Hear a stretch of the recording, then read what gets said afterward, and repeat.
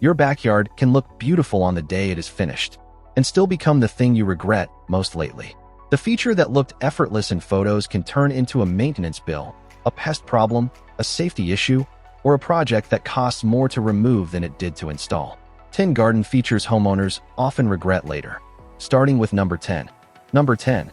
Decorative railway sleepers that begin to rot. Railway sleepers look like the perfect budget garden material. They are chunky. They feel rustic. They give a raised bed, retaining edge, or garden step that instant built-in look people associate with expensive landscaping. And for the first year, they usually look excellent. The problem comes later. Timber in constant contact with soil and moisture does not age like furniture. It swells. It splits. It softens at the base where you cannot see it. And once rot begins, it rarely stays in one neat place. The edge that looked solid becomes loose. The raised bed starts bowing outward. The step that felt secure begins moving slightly underfoot. I saw this in a garden where a homeowner had used sleepers to build 3 long raised beds along a boundary fence. At first, the beds looked expensive and beautifully structured. By year 4, the lower course had started to rot where wet soil pressed against the timber all winter. The front sleeper had bowed forward, the corners had opened, and the whole feature looked tired in a way the homeowner had stopped noticing. The frustrating part was that the planting was still good, but the structure holding it made the whole garden feel neglected. Replacing one failed sleeper is rarely as simple as removing one board. Soil has to be dug out. Plants may need lifting. Fasteners are often rusted or buried. And if several sleepers were installed at the same time, one rotten section usually means more are coming. Sleepers can still work, but they need proper drainage behind them, separation from wet soil where possible, and a realistic understanding that timber outside is not permanent. If you want the same look with less regret, use treated timber carefully, line the inside of raised beds properly, and avoid placing sleepers where water sits against them for months at a time. A cheap-looking failure usually starts as a very beautiful shortcut. Number 9 is one of the most popular outdoor upgrades, and one of the easiest to underestimate. Number 9. Large wooden decking. A large wooden deck sells a very clear dream. Outdoor dinners. Summer evenings. A raised space that feels like an extension of the home. For one season, it often delivers exactly that. Then the maintenance cycle starts. Wooden decking needs cleaning, sanding, staining, sealing, and constant attention to the places where water sits longest. The boards that look fine from above may be softening underneath. The shaded section near the house may hold damp. The area around the grill may stain. The steps may become slippery before anyone realizes how much algae has built up. I worked with a couple who had installed a large timber deck across most of their rear garden. It looked impressive when it went in. 3 years later, they were spending a weekend every spring cleaning it, another weekend treating it, and still dealing with boards that had begun to cup and split where the afternoon sun hit hardest. What they regretted was not having a deck. They regretted how much of the garden the deck had taken over. That is the part many homeowners miss. A large deck freezes one big area into one use. You cannot plant into it. You cannot easily reshape it. You cannot move it when your needs change. And if the deck was built too high, too wide, or too close to the boundary, it can make the whole garden feel more like a platform than a landscape. Composite can solve some maintenance issues, but it is not a magic answer. It can still become hot underfoot, fade unevenly, and look very artificial if the color or board pattern is wrong for the house. A smaller deck that is properly detailed can be excellent. A huge deck built because the garden needed something often becomes expensive outdoor flooring that demands attention every year. Number 8 sounds charming when you are standing in the nursery, and disappointing when the seasons start proving you wrong. Number 8. Fruit trees chosen without research. A fruit tree feels like one of the most hopeful things you can add to a garden. Apple blossom in spring, cherries in summer, pears in autumn. A tree that gives something back. The regret starts when the tree does not perform the way the label promised. Fruit trees are not just decorative trees that happen to produce food. They have specific climate needs, pollination requirements, pruning schedules, and disease risks. Some need a certain number of chill hours in winter. Some need a compatible second tree nearby. Some flower beautifully but never set fruit because the timing is wrong for the region. I spoke with a homeowner who planted 2 cherry trees because they were on sale and looked healthy. 3 years later, both trees were alive, but neither had produced more than a handful of fruit. The issue was not care. It was variety selection.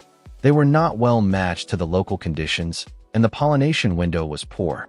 By the time most people realize this, they have already invested years. Then there is the cleanup problem. Fruit that does ripen does not always get picked at the perfect moment. It drops. It ferments. It attracts wasps, flies, raccoons, and rodents. On a patio or path, fallen fruit becomes slippery. On a lawn, it stains and rots into the grass. This does not mean fruit trees are a bad idea. It means they are not impulse purchases. Before planting one, check the chill hours, mature size, disease resistance, pollination needs, and how much fallen fruit you are realistically willing to manage. A fruit tree chosen properly can be one of the best things in a garden. A fruit tree chosen from a sale rack with no research can become a long, slow disappointment. Number 7 is sold as the easiest lawn you will ever own. That promise is exactly why so many people regret it.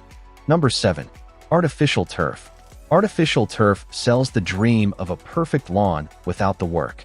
No mowing, no watering, no mud, no patchy areas under the tree, just green all year. The problem is that a garden is not a showroom floor. In direct sun, artificial turf can become uncomfortably hot. Children avoid sitting on it. Pets avoid walking across it. In warm climates, it can turn the exact space that was meant to be easy and family-friendly into something people only use at certain times of day. Then there is the smell issue. Real grass has soil, microbes, rainfall, and natural breakdown working together. Artificial turf does not behave the same way. Pet urine can settle into the backing and base layer. If the drainage and installation are not excellent, odor builds up in a way that is difficult to remove completely.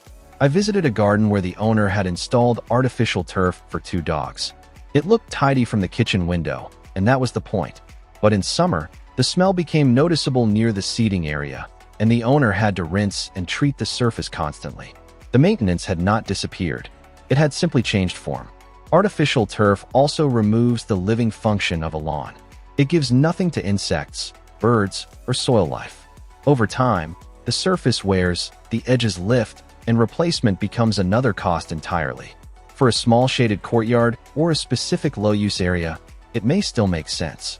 As a full lawn replacement in a hot, family-used garden, it is one of the most commonly regretted shortcuts. Number 6 looks timeless in magazines, but the maintenance behind it is not small. Number 6. Formal topiary hedges. A clipped hedge looks elegant because it looks controlled. That control is the entire point. The problem is that control has to be maintained constantly. Box balls, tight formal hedges, clipped spirals, and sharp evergreen borders do not hold their shape because they are naturally obedient. They hold their shape because someone keeps cutting them at exactly the right time with the right tools before the growth gets away. Miss a few trimming cycles and the whole effect changes. The crisp line softens.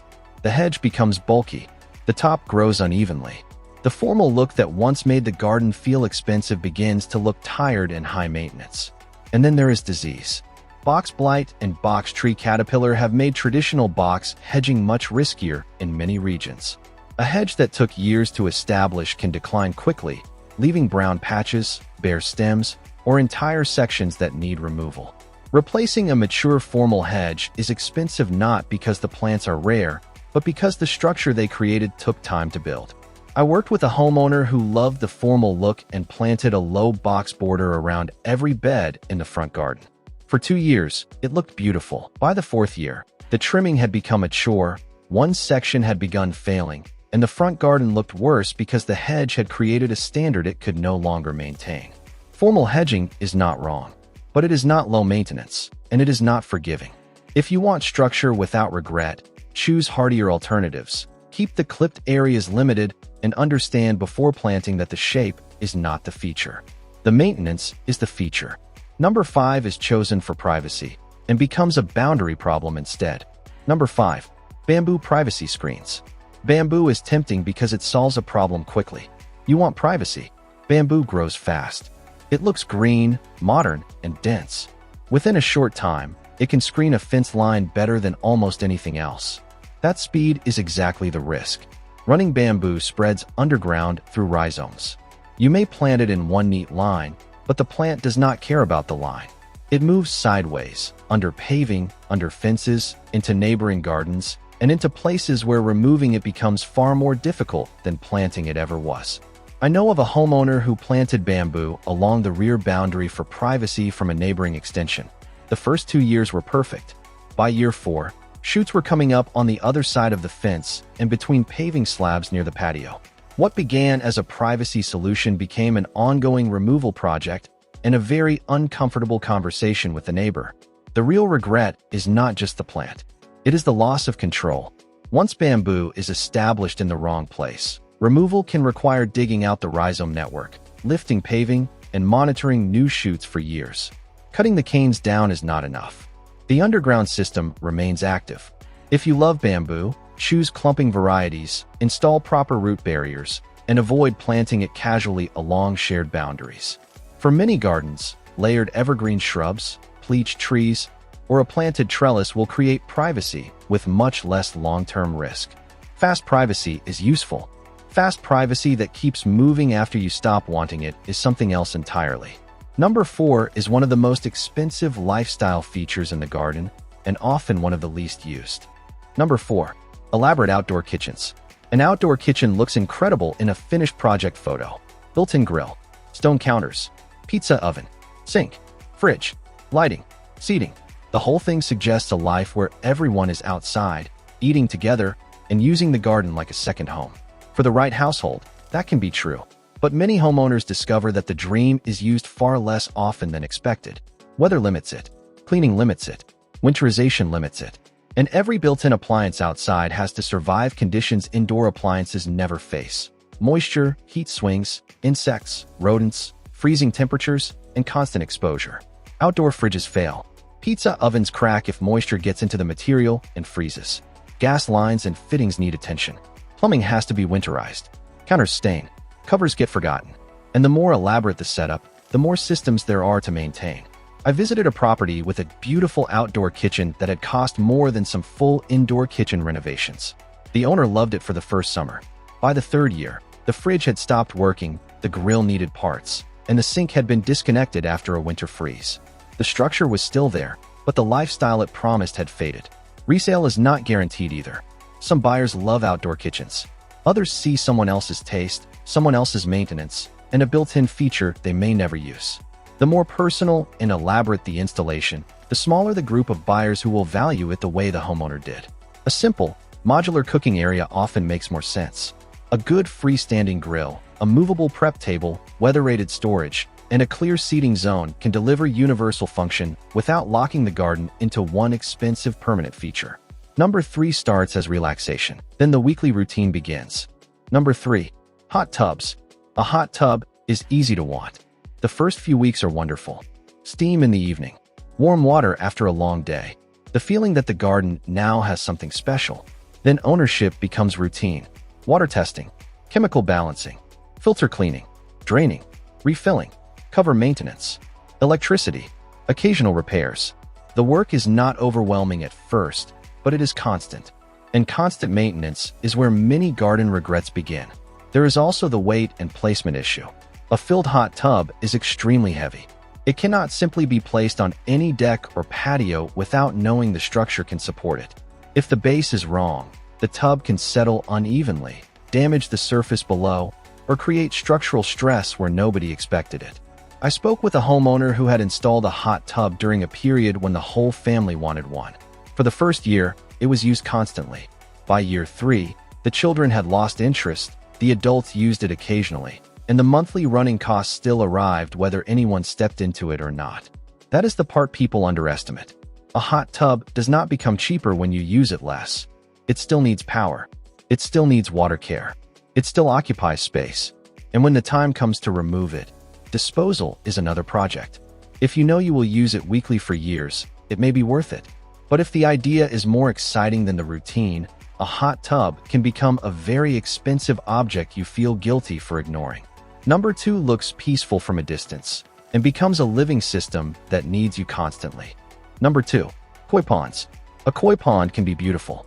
Still water, movement, reflections, fish gliding through planting.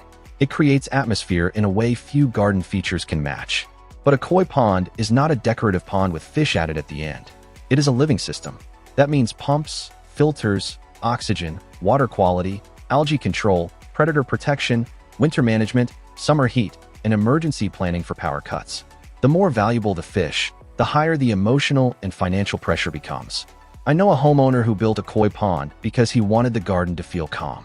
What he did not expect was how often he would worry about it. A pump fault, a sudden algae bloom, a heron appearing in the garden, a cold snap, a heat wave. Each one became urgent because living creatures depended on the system working. The maintenance is not optional. Filters need cleaning. Pumps run continuously. Water chemistry has to be monitored. Fish can become ill. Predators can clear a pond quickly if it is not protected. And if the pond eventually becomes too much, filling it in is not free. It requires draining, removing equipment, dealing with liners or concrete, and rebuilding the area into something usable again. For some homeowners, the joy is worth every bit of that responsibility. For many others, the peaceful feature becomes a source of constant background concern.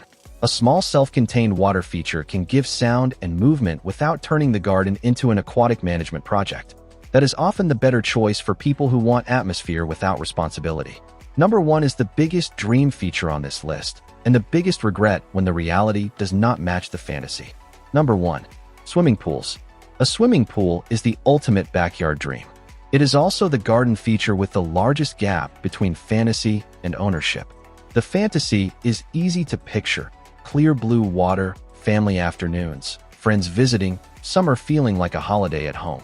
The ownership is chemicals, cleaning, heating, repairs, insurance, safety, seasonal opening and closing, and a feature that still costs money during the months nobody uses it. In warm climates, a pool can make sense for the right household. In cooler climates, the season may be short enough that the cost per use becomes difficult to justify. And even in good climates, usage often drops once the novelty fades. Then there is the safety concern. Pools require fencing, supervision, insurance consideration, and constant awareness when children are present. For some families, that responsibility is simply part of ownership. For others, it changes the way they feel about the garden completely. I worked with a homeowner who bought a house partly because of the pool. The first summer, it felt like the best decision they had made. By the 4th year, the children used it less, the maintenance company visited more, and the owner admitted the pool had become something they maintained because it was there, not because it still changed their life. Removal is expensive. Keeping it is expensive. Repairing it is expensive. That is why a pool should never be treated as a design upgrade alone. It is a lifestyle decision, a safety decision, and a long-term financial commitment. If the household will use it constantly, it may be worth every dollar. If the idea is stronger than the actual use, it becomes the most expensive regret in the garden. Your dream backyard is usually sold with finished photos and perfect weather. The bills arrive later. Which one surprises you most? Let me know in the comments. And if you enjoy practical garden ideas like this, subscribe. I will see you in the next one.